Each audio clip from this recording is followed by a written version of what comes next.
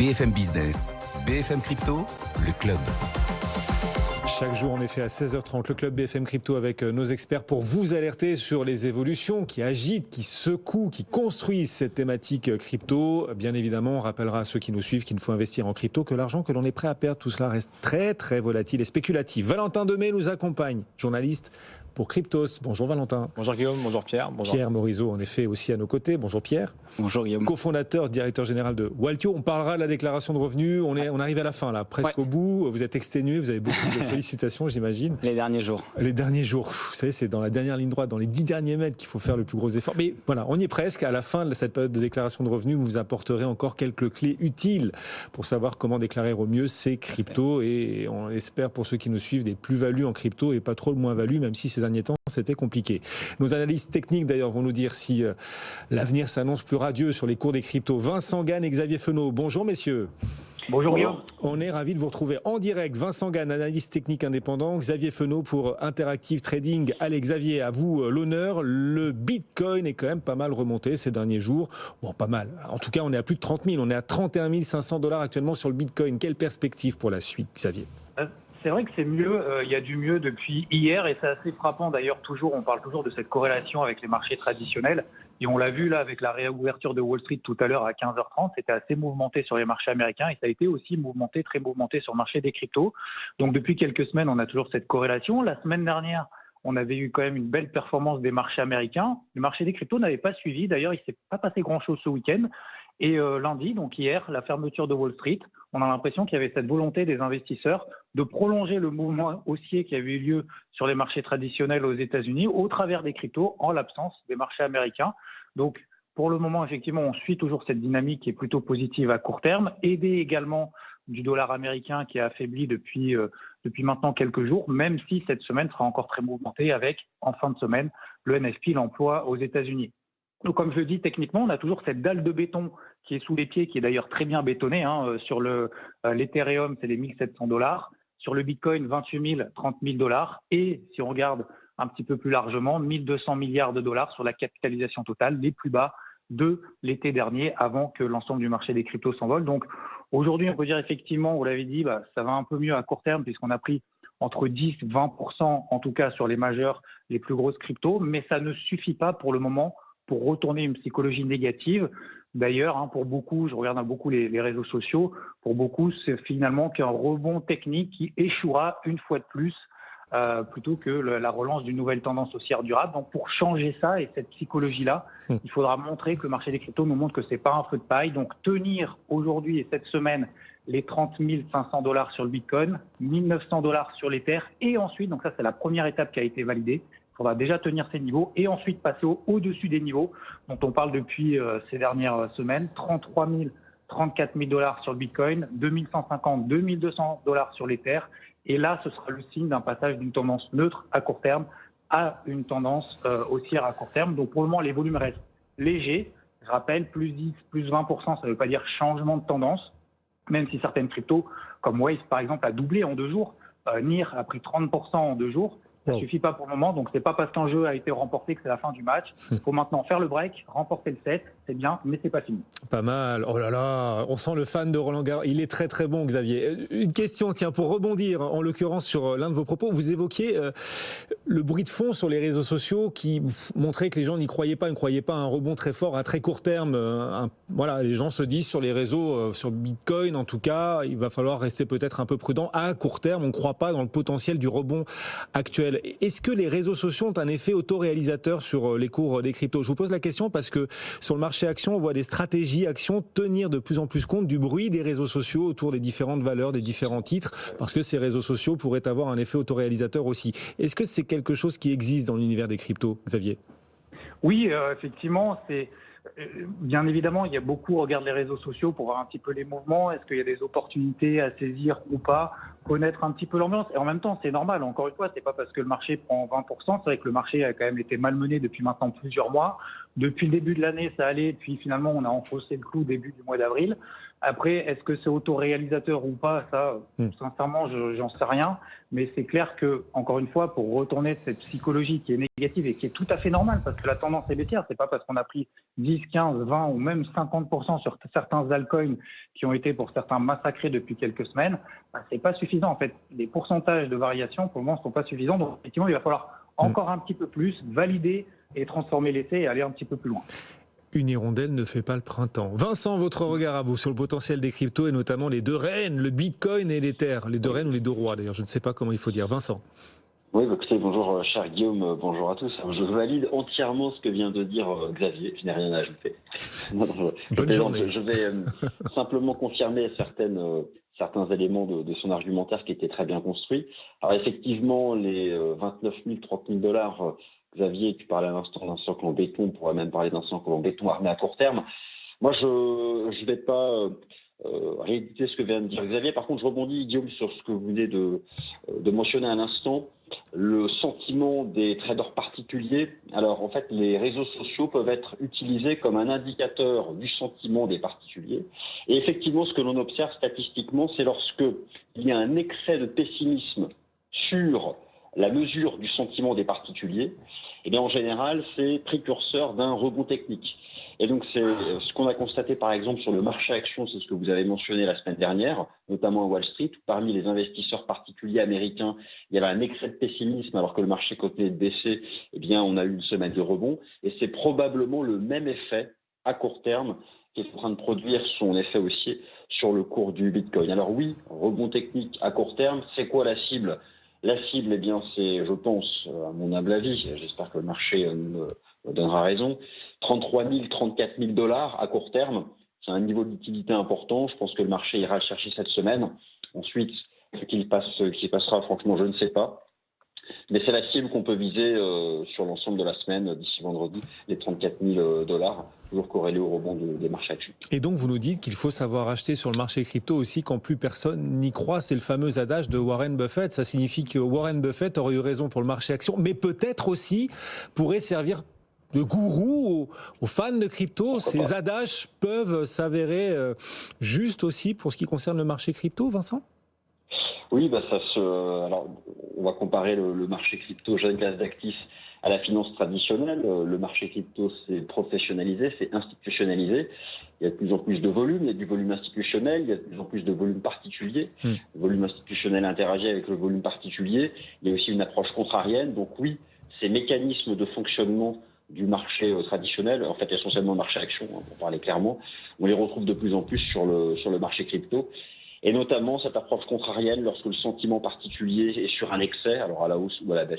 Ça fonctionne de mieux en mieux. Merci à tous les deux. Vincent Gann, analyste technique pour Interactive Trading. Je vais y arriver. Interactive Trading, Xavier Fenot. Merci messieurs. Valentin nous accompagne toujours. Valentin Demey pour Cryptost. Également Pierre Morisot pour Waltio. On parlera dans un instant très concrètement de la déclaration de revenus pour ceux qui investissent en crypto. D'abord Valentin, on essaie chaque jour ici d'apporter un coup d'avance aux fidèles de ce rendez-vous de BFM Business. On va donc à nouveau évoquer la chute de l'UST et ses effets pour l'ensemble de l'écosystème crypto. Comment, sous quelle forme, par quel déclencher une vague de nouvelles réglementations sur les cryptos? Et on en parlait effectivement depuis quelques semaines de cet effondrement. On ne va pas forcément revenir sur tous les détails, mais on a un stablecoin, un token qui devait suivre le prix du dollar, qui s'est effondré il y a de cela quelques semaines. C'était un algorithme particulier, un algorithme qui n'est pas propre à tous les stablecoins, mais celui-ci a effectivement perdu sa parité avec le dollar, entraînant la chute de 20 milliards de dollars. Donc forcément, c'est une chute importante. On pouvait esquisser déjà il y a quelques semaines, au moment de la baisse et de cet effondrement, que les régulateurs allaient commencer à se positionner sur le sujet. Et ça n'a pas manqué. On commence à avoir aux quatre coins du monde quelques positions, notamment pour démarrer celle de la Corée. La Corée qui est quand même la Corée du Sud, un pays crypto-friendly, un président crypto-friendly. Mais la subtilité, c'est que le fondateur de Terra était sud-coréen. Donc ce pays a perdu, notamment avec un fonds un capital risque haché pour l'affaire à la française, 3,5 milliards de dollars. Donc ils se sont exprimés. Et le gouvernement a mis en place un comité de réglementation financière appelé DES, ouvert une enquête auprès des impôts. Et l'Assemblée nationale a même demandé au PDG de Terra donc, de comparaître pour des audiences. Et plusieurs cabinets d'avocats ont engagé des recours collectifs. Donc ce pays crypto-friendly serre un petit peu la vis. On peut même se demander si ça ne va pas ternir un petit peu cet accueil qu'avait la Corée du Sud pour les crypto-monnaies. Mais en tout cas, c'est le premier c'est pas forcément un positionnement réglementaire, mais on voit que ça bouge un petit peu de ce côté-là. Et puis, il y a d'autres parties du monde qui se sont également prononcées, ou d'autres institutions, le FMI. Le FMI, au contraire, nous disait attention, ne pas tout confondre, ne pas confondre toutes les crypto-monnaies par le biais donc de sa directrice générale à Davos, de ne pas retirer l'importance de ce monde de crypto-monnaies et de séparer les oranges des bananes, mais de continuer à réglementer avec les différentes réglementations. Nous, en Europe, on a en ce moment MiCA, on en parlait il y a quelques semaines, qui pourrait englober les stablecoins, interdire potentiellement ou réduire les intérêts sur ces stablecoins, voire même obliger certains protocoles ou les protocoles qui émettent ces stablecoins à avoir des fonds propres. Donc exit les stablecoins décentralisés comme le DAI qui n'ont pourtant pas été impactés ou ne serait-ce qu'inquiétés par cette baisse, mais ça pourrait effectivement les inquiéter. Et dernière chose, effectivement, on avait il y a quelques semaines à Davos, toujours de notre côté, le gouverneur de la Banque de France qui disait qu'on avait plutôt perdu confiance dans les crypto-monnaies avec cet effondrement et non pas en les banques centrales à cause de l'inflation qui est pourtant, je crois, à 5,5 points ce mois-ci. Et donc, disait il va falloir là aussi un petit peu encadrer davantage. Donc en fait, là où on est davantage menacé, c'est sur soit les fonds propres pour les stablecoins, donc exit les décentralisés, et même les petites structures qui aimeraient se mettre en conformité, qui ne pourraient pas à cause de l'acquisition, ou l'équivalent des accords de Bâle qui doivent obliger les structures à avoir des fonds propres, ou interdire les intérêts sur les stablecoins. Là, ça mettrait en péril une partie de la finance décentralisée. On va suivre l'évolution de la réglementation, mais on a eu une décision aussi au Portugal. Pierre, vous avez suivi ça, ça concerne la fiscalité sur les cryptos, qui était plutôt très avantageuse au Portugal et qui pourrait le devenir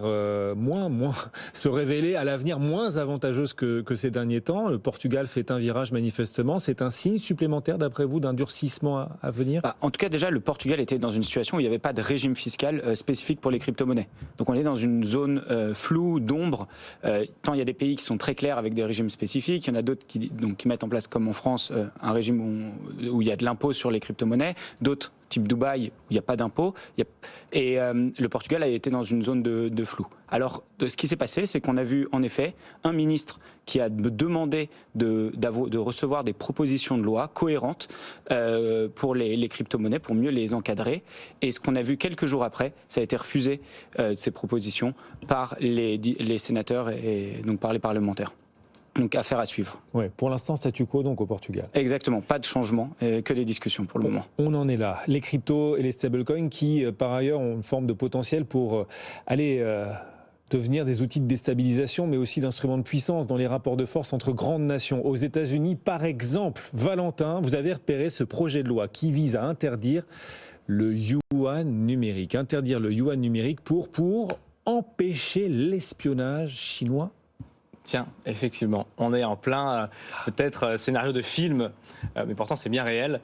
Et c'est effectivement une guerre économique qui se livre sur la blockchain en ce moment même. Alors, c'est pas effectivement la même chose que les stablecoins, même si le rôle est similaire. C'est une monnaie numérique de banque centrale, donc qui est censée épouser le prix de la monnaie du pays ou de l'État qui l'émet.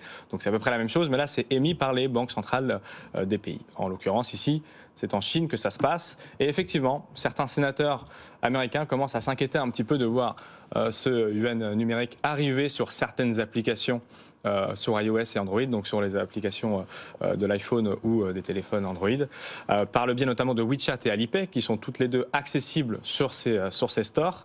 Et un des sénateurs s'inquiète en disant, justement, le yuan numérique du Parti communiste chinois permet un contrôle et un accès direct à la vie financière des individus. Nous ne pouvons pas permettre à ce régime autoritaire d'utiliser sa monnaie numérique contrôlée par l'État comme un instrument pour infiltrer notre économie. Alors, on pourrait dire, ça fait un moment qu'avec justement les instruments qui permettent l'émission de ces cryptos ou ces MNBC ou de les utiliser, qui sont les smartphones, ça fait un moment qu'on sait un peu tout ce qu'on veut sur n'importe qui, mais là, on est effectivement sur une monnaie qui est programmable, émise par une banque centrale. Programmable, c'est-à-dire qu'on peut faire ce qu'on veut avec cette monnaie. Alors certes, on peut programmer peut-être davantage et mieux gérer l'inflation, en ce moment c'est une vraie question, mais on peut davantage espionner les gens parce qu'on ne peut pas sortir du réseau blockchain la crypto, la MNBC en question. Donc on pourrait regarder les flux, comment c'est dépensé, qui les possède, combien il y en a.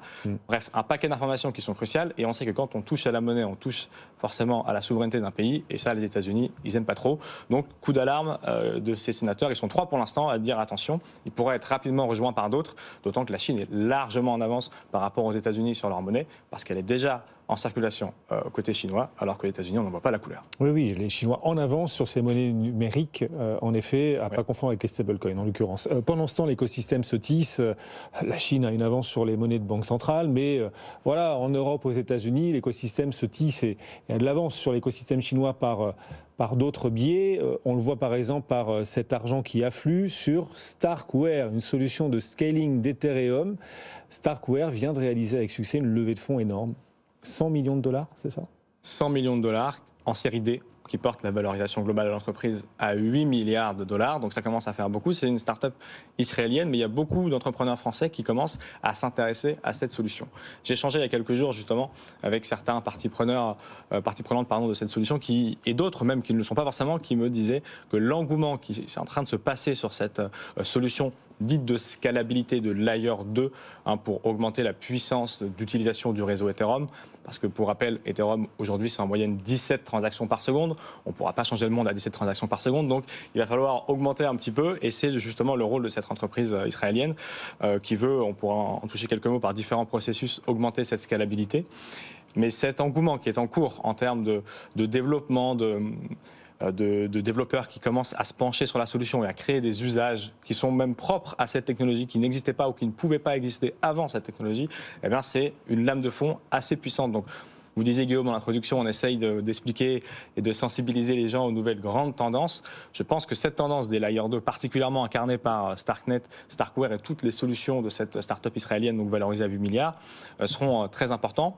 On a déjà vu des Layer 2 émerger ces derniers mois justement pour répondre à cette problématique, mais pas cette forme de Layer 2 qui utilise un procédé un peu compliqué en informatique qui existe depuis plus de 40 ans, mais qui n'avait jamais vraiment trouvé son point d'utilisation, qui est le Zero Knowledge Proof, c'est-à-dire en fait de prouver une information sans forcément la divulguer. Ça permet plus de sécurité et de vie privée, mais ça permet aussi plus de scalabilité, parce qu'il n'y a pas besoin de faire tourner énormément d'informations si on ne partage pas d'ordinateur, si on ne partage pas l'information pour la vérifier. Donc on va pouvoir monter en puissance énormément à très faible coût, et avec l'arrivée de ce fameux Ethereum 2.0 qu'on n'attend plus, Guillaume, dans l'écosystème, je ne vais pas vous mentir, mais qui devrait arriver en fin d'année également, ça pourrait nous faire sortir de la morosité du marché. Ça remonte un petit peu aujourd'hui, mais ça vraiment pourrait nous faire sortir un petit peu de ce carcan. Et donc cette solution qui, globalement, se concentre sur la scalabilité d'Ethereum pourrait être la solution retenue à terme par tous les investisseurs et utilisateurs de la blockchain. À suivre donc Starkware. Quand tant de choses reposent sur une start-up.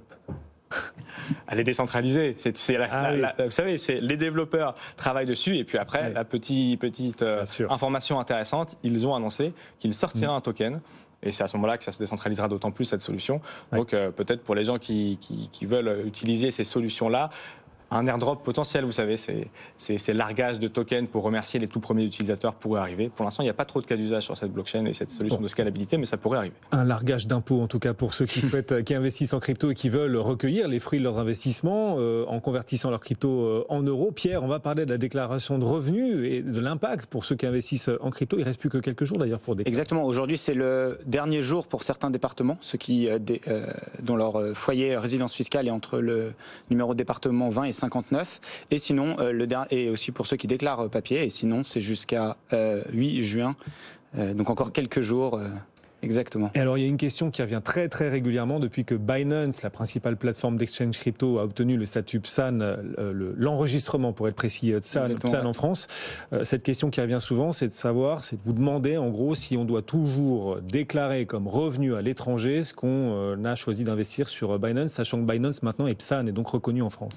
Tout à fait, en fait, Binance, une plateforme d'échange, enfin même mastodonte de la crypto-monnaie, société étrangère évidemment, étrangère, et donc Aujourd'hui, déjà, il faut se dire, on déclare les revenus de l'année précédente. Donc l'année passée, en 2021, Binance était une société étrangère, donc il faut dans ce cas-là continuer à la déclarer comme les comptes détenus à l'étranger, formulaire 3916, 3916 bis, la même façon dont on déclare un compte bancaire qui est détenu dans une juridiction étrangère. D'accord. Et à nouveau aussi l'année prochaine, les premiers mois de l'année, Binance était une société étrangère, donc même l'année prochaine, il faudra, et on l'espère pour la dernière année, déclarer comme compte détenu à l'étranger. La réponse très concrète, il faut encore patienter avant que de ne pas avoir à déclarer comme revenu à l'étranger ce qu'on a investi sur Binance. Attendre 2024 a priori, donc voilà, sur les revenus 2023. Chris nous écrit comment déclarer les gains en farming. C'est quoi du farming?